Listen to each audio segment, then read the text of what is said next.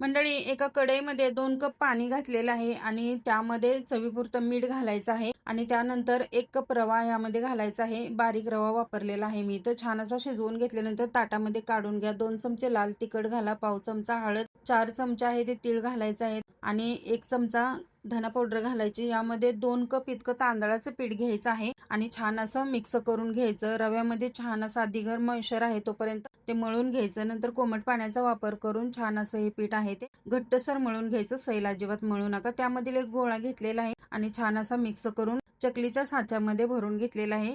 त्यानंतर चकली आहे ते ताटामध्ये पाडून घ्यायची आहे व्यवस्थित. बघा, गोल गरगरीत अशी ही चकली बनली जाते. अजिबात कुठेही तुटत नाहीये आणि चवीला सुद्धा खूप छान लागते. तर सर्व चकल्या आहेत ते मी बनवून घेतलेल्या आहेत, म्हणजे ताटामध्ये जेवढ्या बसतील तेवढ्या. तेल आहे ते मिडियम गरम असायला हवं. गॅस सुद्धा मिडियमच ठेवायचा आहे, जास्त हाय ठेवायचा नाही. जर समजा तुम्ही हाय फ्लेमवर तळून घेतलं तर वरतून चकली आहे ती कलर एकदम डार्क येणार, परंतु आतून तशी चकली कच्ची राहते. तर पाहू शकताय तुम्ही, छान अशी चकली आपली फ्राय झालेली आहे. ती ही चकली आहे ती कुडकुडीत अशी होते, त्यामुळं खूप छान अशी चवीला लागते. नक्की तुम्ही ट्राय करा आणि कमेंट करून सांगायला विसरू नका. धन्यवाद.